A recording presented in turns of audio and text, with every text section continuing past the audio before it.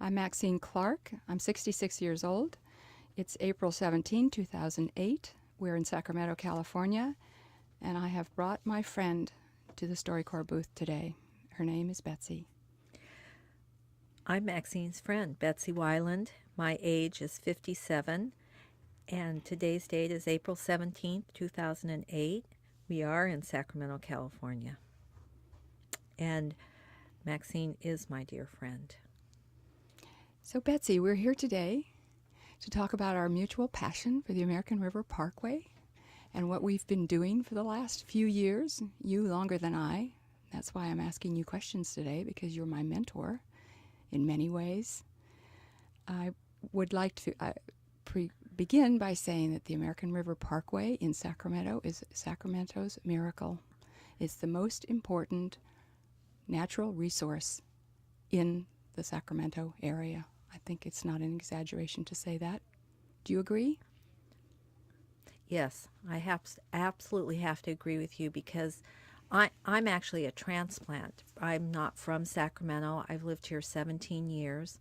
And I vividly remember I grew up in the military. My father was career Air Force, and so we lived numerous places. We spent 9 years in Japan. We lived in Minnesota. We had assignments in California and Colorado, Texas. Texas, I lived with my husband, who was also career military.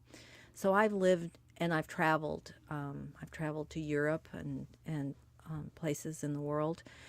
And so when we came to Sacramento, I'll never forget coming and discovering the parkway and the river and thinking to myself, what a wonderful city this must be. Who are these people that live here that have preserved and conserved this place, this special place? I've never been anywhere in the world. This 4,700 acres of riparian habitat, natural open space in the center of a burgeoning community. With the surrounding area, I believe we're going toward 1 million people now in the Sacramento city and its surrounding communities. 4,700 acres is a lot of land. Exactly. To have been able to conserve. And here we settled in Carmichael. I'm a 10-minute walk, and in 10 minutes I can be in another world. I can be on the river. I can be communing with over 100 different species of bird that either live on the parkway or migrate through. River otter. My goodness, a salmon run in the American River. I can remember traveling when my sister and her husband were stationed in Alaska at Anchorage. We actually traveled to Alaska from Texas to experience salmon in a river and a salmon run. Clear across the country. And here it is in my backyard. And as you said, Maxine, with 1 million people. With 1 million people. With more visits, there are more visits to the parkway in a year than there are visits to Yosemite National Park. And I think people who live in Sacramento don't realize that they are surrounded by this miracle.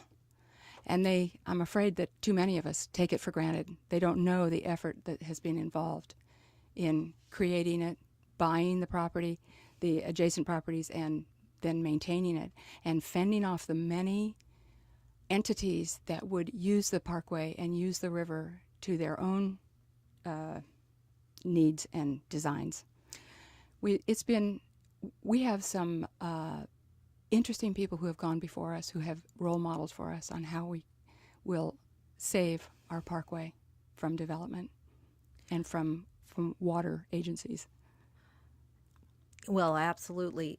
When as I said, when I came here and I saw this, as you called it, a miracle, and truly it is, I thought, it's preserved, it's conserved, everybody appreciates it, everybody protects it and understands its value, because certainly as someone coming into the city, I said, oh, wow, I've really moved to a great place here, this resource.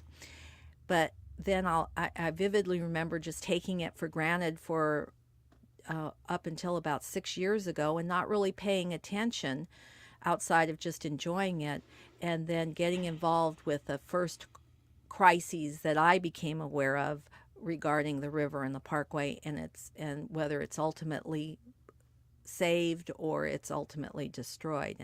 And that was when the powers to be decided that we needed, in one of the most beautiful stretches of the parkway at William Pond, they decided that we needed to put a car truck bridge of the magnitude of a Watt Avenue bridge over that area of the parkway.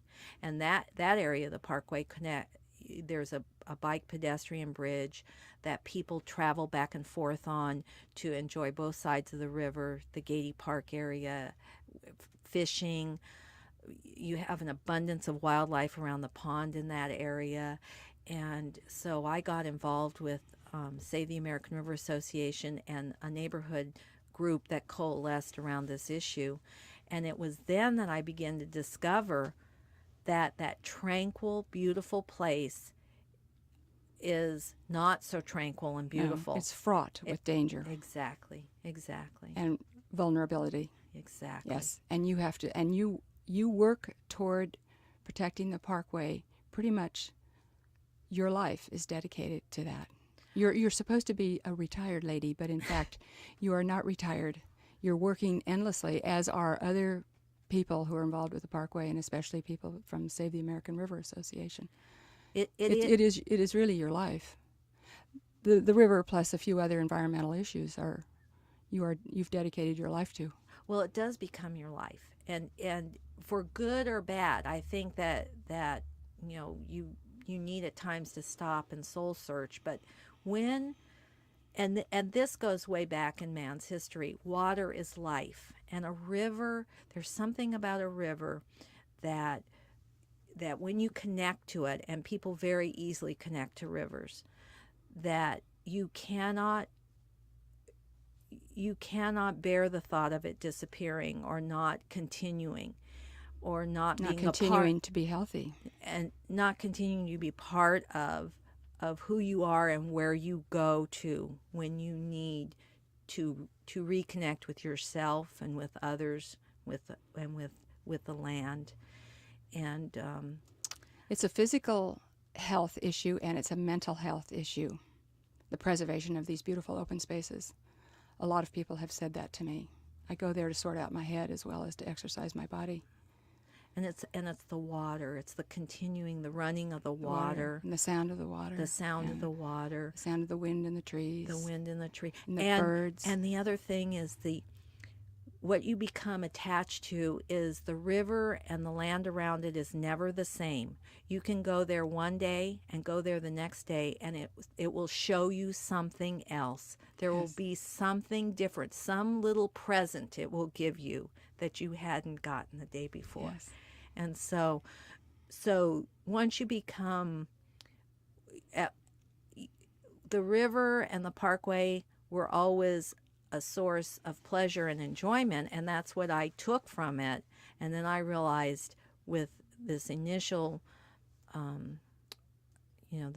problem that I got involved with, this issue of taking part of the parkway and destroying it with an automobile truck bridge, then I realized, oh my goodness, now it's time to give back too. It's not just a take. You're going to have to start to give also if you want to continue reaping the pleasures and the benefits. And so I think you take inspiration from people like Effie Yeaw and the people who've gone before you in acquiring this parkway, establishing this parkway, which is this river, which is a state and federal wild and scenic river.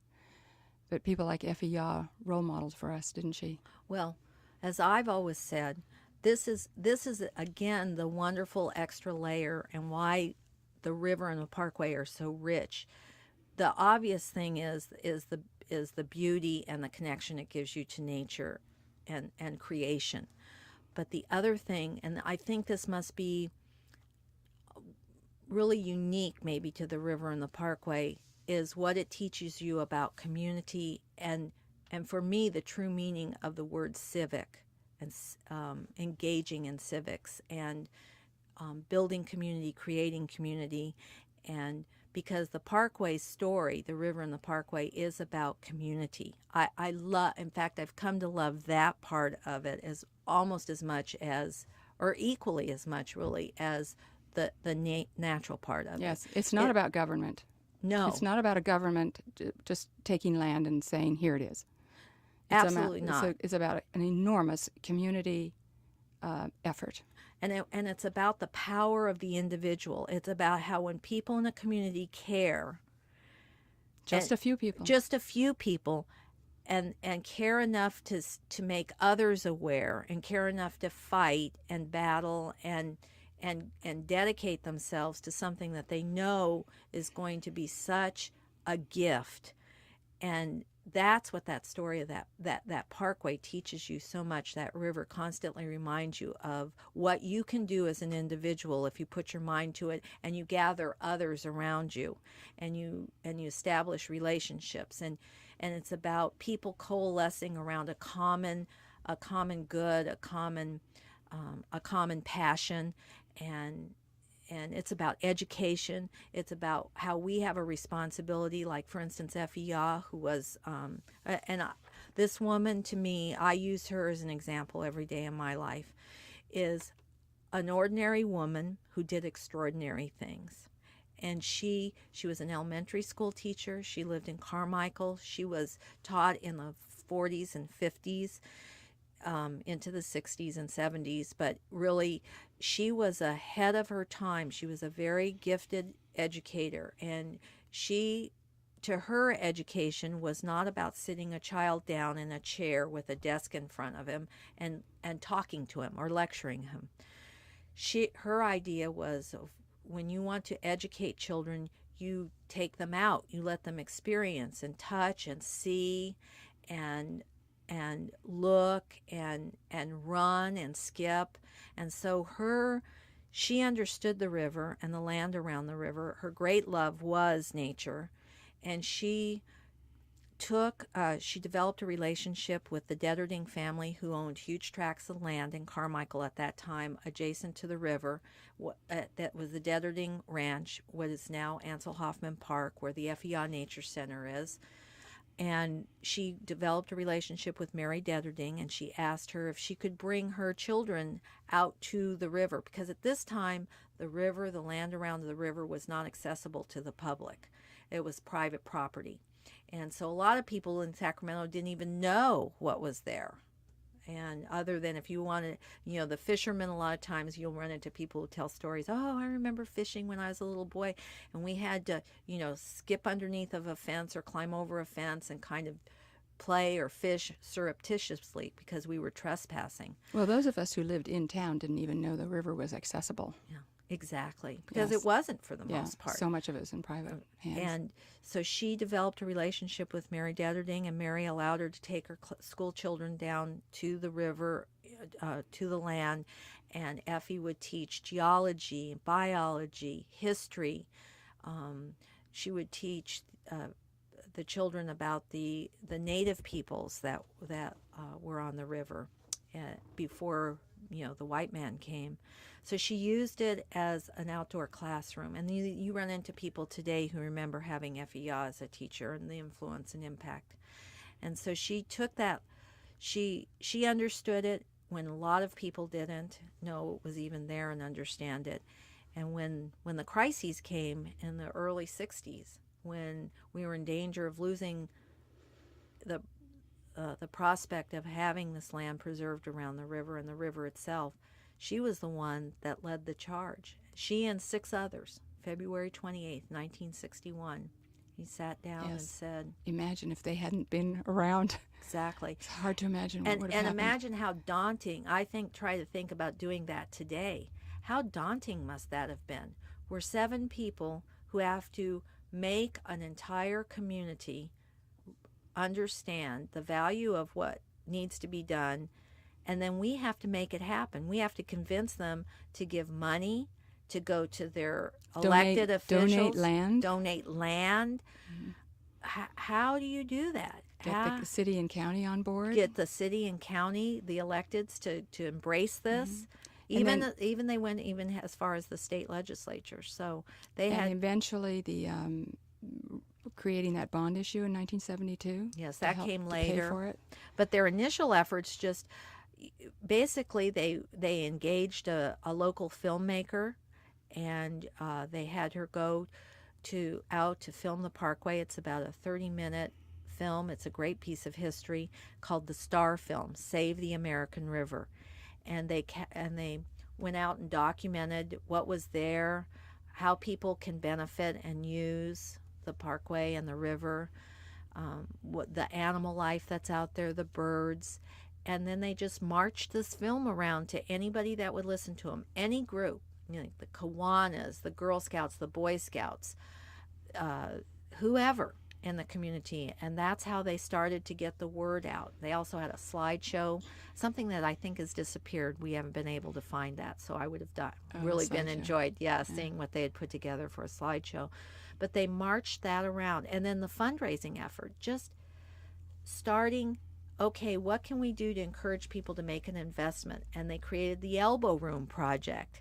And the Elbow Room Project is fascinating because they said, okay, we are going to ask people for $1 to give us $1, and we will give them a deed for a square yard of land in the Parkway. And they called it the Elbow Room Project because a square yard is about what you get when you put your elbows out to your side.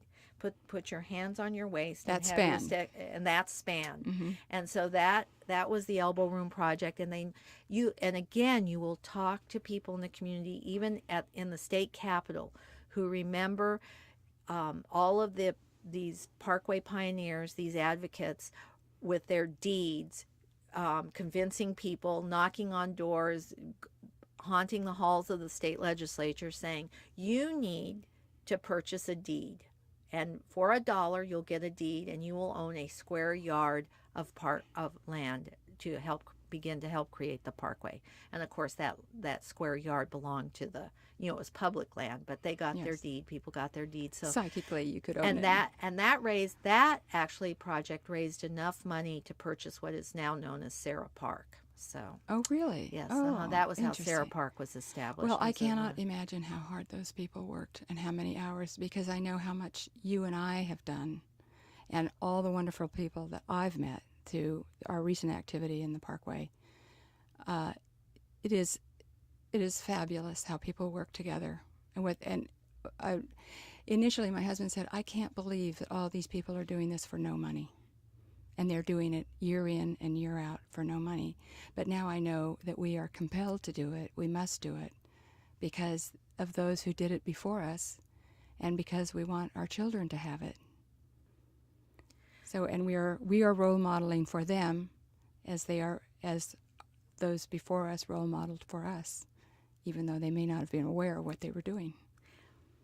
I think what happens is when you do start to feel a responsibility to others, when you become aware of things and you realize what pleasure and what value people attach, and then when you know that it could very easily be taken away from them, I don't know, maybe it's a mother thing, I don't know, but you become very protective of all those people out there whose stories that you hear every day. And Maxine, I know you heard it. Well, we heard it out here today before we came in here.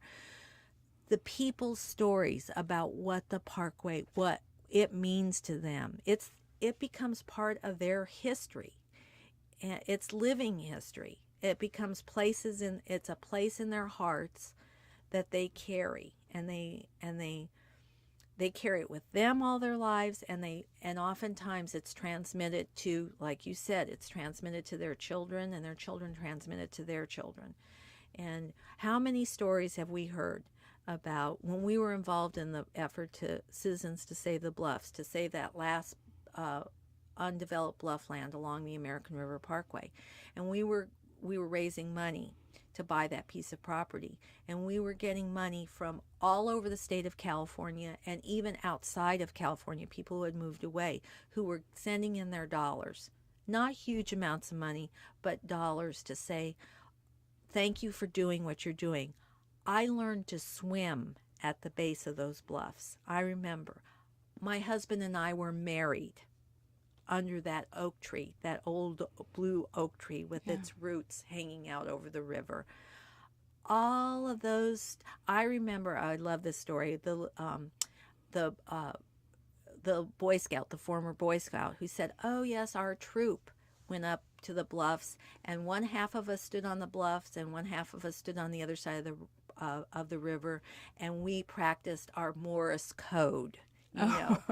And I just and so, or signaling, you know. And is that Morse code or was it Indian signals? But that was, they used it as an opportunity to practice, you know, Something they were learning, and something they were scouts. learning as scouts, and these memories, or that's, as you said, Maxine, that's where I go to reconnect, to get myself back together. Or the woman who told us the story of she was enduring breast cancer, and she didn't know whether she was going to live and die, but she said no matter what was happening in my life that day with my cancer, I could pick up my paints and my easel and my canvas, and I could go to the river and the parkway and lose myself in and I could forget. Yes. And all those people who treasure the river and use it so much and think they understand it don't know about what's involved. They don't know about the agencies that are trying to take the water from the river. They don't know about the cities along the river that don't have sophisticated sewage systems, so that they end up dumping raw waste into the river. There are so many threats to the river. The average person doesn't know that. And it's the river. The fact that the river continues to function as a healthy ecosystem is really because of the layman, the volunteer. The county does what it can. The county parks does what it can, but they can't do enough. They don't have the money to do enough to look after all that impacts on the parkway. I guess what's so sad is coming to the realization that, you know, that when you initially thought, and most people do think this, I think, they're not unlike me. In fact, our new advisory council member, and you were sitting at Sarah board meeting the other night, when he said he had used the river for many, many years, enjoyed it, and he wants to do a documentary, and how his association with Sarah has showed him that documentary is going to have to be a lot more than what he initially wanted it to be, which was about the beauty of the river. He said, now I realize that it also needs to be about the threats to the river and the parkway. Yes. And I think it's so sad as a human being. Yes, it's hard to watch it. It's hard to watch it happen. It's hard to watch the encroachments in the parkway and the encroachments on the dangers inflicted on the river, and it's hard to understand why the whole world doesn't rise up and say, stop this. It's just hard to believe that the people who are supposed to be leaders would very easily just take this away from so many. Yes. And truly the parkway and the river, certainly there is pressure to do so, is the story of the community, and it's where people gather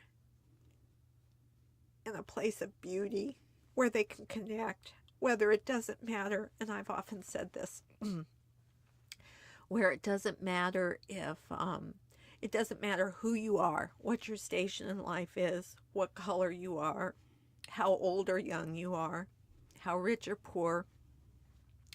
When people are out on the parkway enjoying it, everybody is basically, you're a river person, you're a parkway person, nothing matters except that we're community, we're people out here enjoying and appreciating a gift. Enjoying this Eden. Yes, I know. So, would you like to talk about some of the threats that encroach upon the river that perhaps the average citizen doesn't know about? Certainly, I didn't know about them 5 years ago.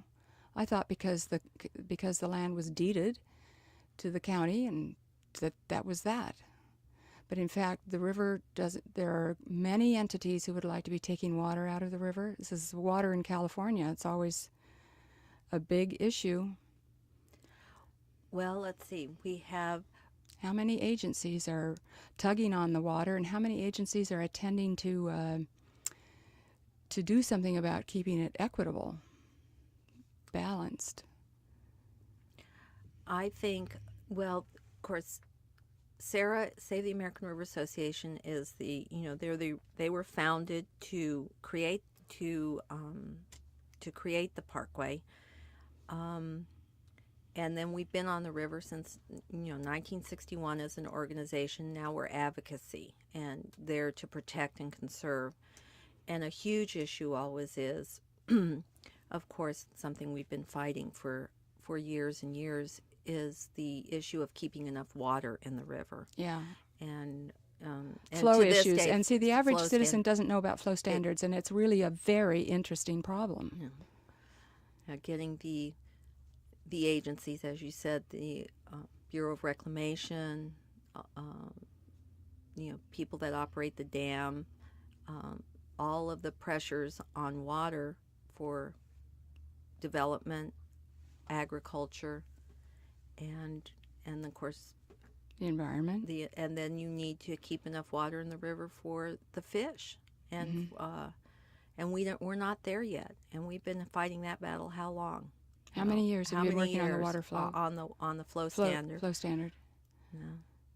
Yes, and there's always a reason why it can't be There's always a reason why confirmed. Why the natural resources go to the bottom of the list. The fish are the least important. Yeah. And people recreate on that river. That's the other thing, is that it's a place. It's a place for people to recreate. The fish. I love it. You don't have to be here. A lot of us take these big fancy vacations. We go to Hawaii. We go here. We go there. Well, you don't have to have any money whatsoever. You have a vacation in your backyard. If you're a father or mother who wants to teach their children to fish, you have world-class fishing right in your backyard. You are free to walk on that parkway and that river. You want to learn to kayak, canoe, you are free to do that. And at little to no cost. And we have world-class biking there, too. I mean, we cycling. haven't even talked about We haven't that. even talked We about haven't the even bicycle talked about path. the bicycle. 30 miles of unobstructed bicycle path through Eden. It's unbelievable. Exactly. There you go. That Yes. I can't believe that hasn't even come up yet. Is Yes. that what a world-renowned? People come from Yes. all over the world. It was featured in a magazine recently as one of the best places to Absolutely, and one of the 10 best places in the U.S. to ride a bicycle. People find it incredible, and not just the bicycle trail is not only world renowned, but people come from all over the world to paint the parkway. The Chroma Gallery and Susan's Starbucks School of Color and Light, and she gets students from all over the world, and they all want to. Oh, you are going to take us out to that parkway to paint. So the plein air painters. So that's where inspiration comes from. It's drawn from. So yes, once you become involved with it, you can't leave, because it becomes you are compelled to. Even though you get tired, and I can imagine how tired those people were who were trying to create the parkway in the 60s. It takes so much time, and you are talking, going to meetings, going to hearings, talking, writing. Now we have computers, we can write more. You're always fighting. I use the word campaign because I don't like the word fight, but I don't know if there's a difference between. I guess there is something. A difference between a campaign and a fight, but we are always campaigning. You know, Maxine, I don't think I've ever asked you how. I know how I got involved in this, but I don't think I ever really asked you how you. Well, I moved when I came to Sacramento to marry Dave in '82. I was coming from Marin County, and I so missed Mount Tam. I was just desperately homesick from Marin County. So we lived close to the Parkway, and I started to use the Parkway. I would run on the Parkway, and I realized that the Parkway is, I hate to say this, but it's absolutely the best part of Sacramento. And then when they started the program of adopting a mile on the bicycle path, I think Dave must have been one of the first people who called that office and said, we want to adopt a mile. And we've adopted a mile since then. I think that started about 1997. So we've had mile 14 since then. But then we moved out closer to the river, and where we were looking at it every day, and living with people who didn't seem to understand what was going on there and weren't contributing either psychologically or physically or with their financial resources. And it just became more and more apparent that it was a miracle that people take for granted, and it's very dangerous to take miracles for granted, because you can see how low the river is right now. Evidently, there's no... Well, we can't release water from Folsom Dam because there is no water in Folsom Dam. There is no water in Folsom Dam. Okay, well, I mean, you can see how easily the whole thing could be gone, either through nature or through man's bad judgment. And so that's what we're always trying to counter, is bad decisions. We think we have the right decisions, but anyway, it's the ongoing dialogue. So that's how I got there. That's how I got to the Parkway. And then it became an issue right in our neighborhood. And it became very apparent that the county and the people who run the county couldn't afford to make the right decision. There was too much pressure on them. And we were quite astonished to see how that worked. We didn't realize that certain people have so much power over county authorities and county planning decisions. So that's how we got there, and now we'll never be free.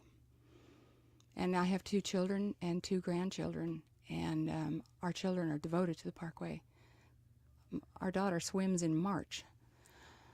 I don't approve of it, but anyway, she does. She adores the river. She's in it as often as she can be, and our son takes his children in their little carriage behind the bicycle, and they ride the bicycle path. And how could I not maintain this resource for them? How could I turn my back on this resource for them and for all the generations that they represent?